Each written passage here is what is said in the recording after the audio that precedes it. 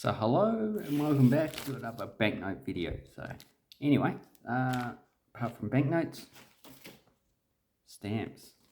Not only stamps, but I don't have any rocks on the table. It doesn't matter. I've got lots of rocks in my head, so basically, let's have a look at these banknotes that we got.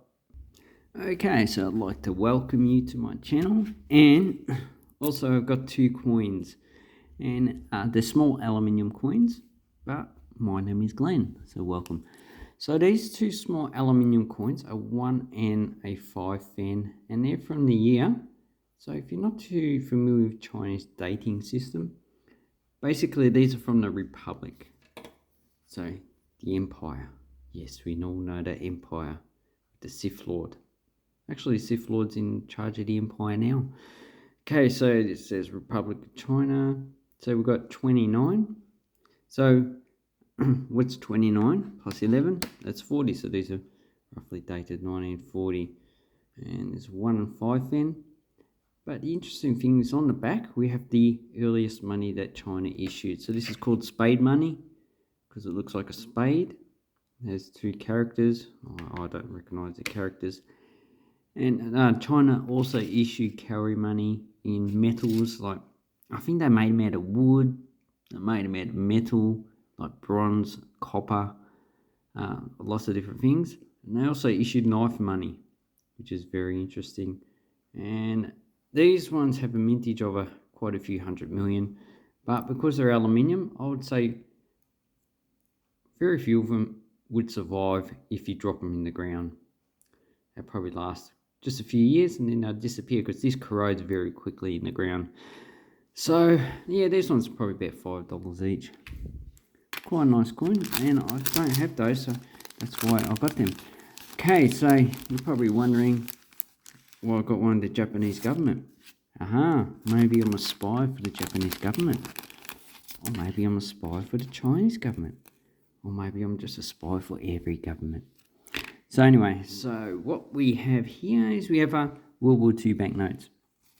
And these are all issued by the Japanese government. They don't tell you where they were issued, but they give indications. So this is in centavos.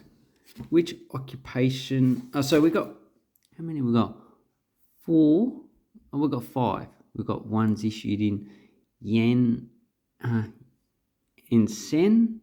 We've got ones issued in pesos and centavos. We've got ones issued in rupees and cents. And we have another series issued in rupiah and cents as well. And also we've got dollars and cents. So even though the currencies of the Pacific, who use the centavos? We've got P. What country starts with P and uses centavos? Yes, it's the Philippines. So centavo banknotes and pesos were issued in the Philippines. And this is pretty much the 10 centavos. Okay, let's have a look at the other. Okay, so here we have another one. So this is off-center cut. This is 1 peso, also from the Japanese government. So I need to measure the dimensions just to make sure, but this could be an error banknote, or someone could have just cut it. So I'll need to actually get the measurements for that. But these are hybrid inflated, and this one has the block number as well as the serial number. So this is the earlier version issued in 1942, and it has a monument. I'm not too sure what monument that is. Obviously it looks like a war monument. So yeah, those ones are probably about $3 to $5. Japanese invasion banknotes have actually increased in value a bit. I'm not too sure why. They just have. Okay, so they're issued in the Philippines because of peso and centavos. And here we have a gulden. So this is in Dutch. So where was the Dutch at the time? Yeah, the Dutch East Indies, so that's Indonesia. And the Indonesian ones seem to be a bit harder to get, but they're all in Dutch as well. So that's the only banknote series that was issued in a different language apart from English. And here we have a boat. So there's a 10 gulden. And towards the end of the war, 1945, they started issuing independence banknotes, as well as they did in Burma. Okay, and here we have a 10 pesos from obviously the Philippines again. So this is the early, oh no, I think this was the later version. The earlier version had the serial number. So basically, let's have a look. Yeah, you got the 5 pesos. Because it's cut really weird, I think that someone's just cut this banknote, which is really sad. So anyway, all these banknotes have in the later series. This is probably like 1943, 44 had a block series, and they don't have any watermarks, or do they? Is that a watermark there? Oh yeah, no, they do have a watermark somewhere up there. It's pretty faint, but these are all cheaply printed banknotes. So they're the 4 invasion banknotes of Japan World War II. Okay, if we have a look at the rest. So I've got these 2 Lao banknotes from this 1975-80 series. These are pretty much uncirculated. I quite like this series of banknotes. So we have the Pat Lao, so that's the name of the organisation that opposed the royal government. And obviously they're over delivering spies or refugees. And here's the army, as well as looks like some farmers. So quite a nice banknote. 200 kip, and here we have Silkworks. So these were issued throughout the whole country in 1975. They were probably printed in China and issued earlier in the areas that were so-called liberated or occupied, whatever you want to call it. And here's a what? So it's a temple. And the lowest banknote was 1 kip. They didn't have a 5 kip in there. They started 10, 20, 50, 100 kip. 100 kip is actually the best looking banknote. Then there's a 500 kip, which is actually quite hard to get and also very expensive. If you want to get a 500 kip in this condition, uncirculated, you're probably paying, I don't know, $300 or $400. But these ones, yeah, probably about $5 to $10. Okay, then we have a large banknote. So this is the hyperinflation banknote. Look at how green it is on there. So 1922, Reich banknotes are issued by the actual government. So 50,000. I think that, who is that? Oh, I don't know who that is. Someone comes to mind, but I just can't remember his name. Okay, that Protestant reformist in the 1500s. Yeah, I can't remember his name. And the back of it looks nice. So there's obviously inflation at added value, but they still had time to make these banknotes on both sides instead of being uniface. And they gave it a nice long, so this is a, what's it? 1,830,683 banknote of the D series. Okay, the next one we have a 10 yuan from Taiwan with Sun Yat-sen. And what's the date on this one? So this is from Taiwan. And they just call it Republic of China. So here we have, okay, 38. No, it can't be 38. Might be 58. So that should be 67. 67, but I need to look that up. And here we have a building. Need to look that up. This banknote looks quite nice. Red on white. Does it have a watermark? No. No. So if I hold it up, no watermark, no security thread. So being a low fee banknote, but at the time I think they issued a $1 and $5 as well. So this one probably still have minimal value. What I think a highest banknote this time was $100. I don't know. Need to look it up. Okay, here we have the first banknote of Bosnia. So this might be the Serb.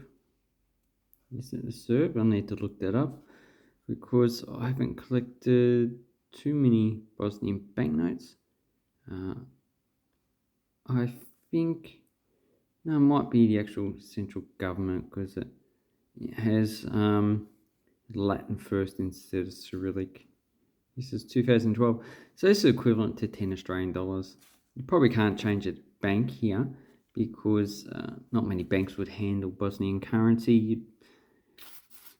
If you're going for a holiday in Bosnia from Australia, you probably have to change your banknotes to euros or US dollars. I'd say euros because they probably do accept euros as payment anyway. Yeah, Malaysian coffee, better than Australian. And then you probably change some of the currency over. So I'm not too sure what's on that banknote. Looks like stone carving.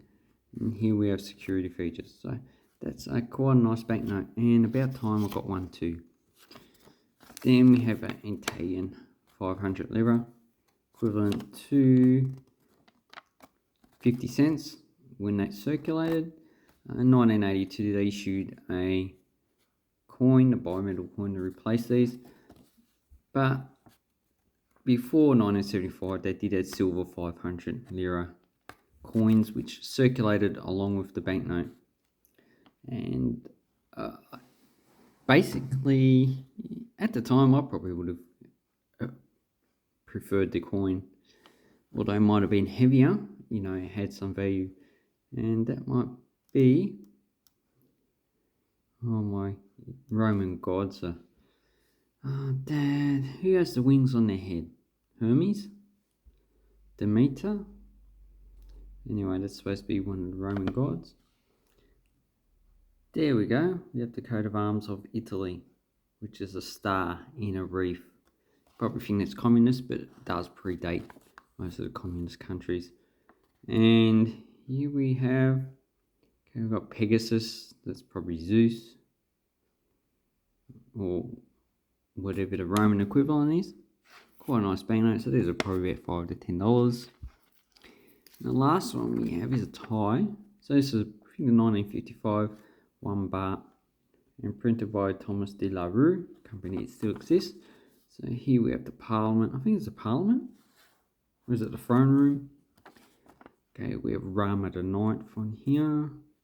And this is the T series with 201 million. And these have different signatures. So there's probably like 10 to 20 different signature types you can get for these banknotes, which is more than what you can get for like this Italian one. This probably only has 3 or 4. Is the Bosnian one of signatures? Yeah, only one, but you know, probably 2 or 3 different types. Unlike this banknote, which only has one variation in the signature, and these Lao banknotes that don't have signatures on them at all. So that's an interesting thing about communist banknotes, no signatures, as well as those Japanese invasion money, no signatures. So anyway, that is what I currently got. And I think I'll put this one on, I do have a stamp channel, but I don't upload much of it. So this is a Cocos Island postal history from 1979. And I actually just got it for the historical information. So I've got pretty much, yeah, probably up to, or even World War II. Probably up to chapter 5 I'll be interested in. So, not a book that you're gonna, okay, I don't know what that is. Never heard of them. So you got some information, World War II, although the Dutch East Indies was a few thousand kilometers, I think 1,000 or 2,000 kilometers to the north. The Japanese probably didn't view the Cocos Islands as a priority. Why get a shitty little island when you can get a big one with lots of crocodiles and bandicoots? Anyway, yeah, and so that's Yeah, a lot of information. Then you get issue stamps. I think they do still issue stamps in Coco's Islands, but you can just get them at the post office. Anyway, so yeah, that's the latest pickup. So I'm going to review that one, but I need to read it first. And they gave me some interesting stamps, which, what date are they? They are 1982. Australian National Gallery with a Aboriginal. Okay, I don't know. What is it? You are. Okay, let's focus. What is that? Okay, it says Urala bark painting from a national collection. So it's probably an old painting. I would say it's probably 100 years old. So anyway, that's all the stamps I actually got. So thank you very much and have an awesome coin and banknote collecting time.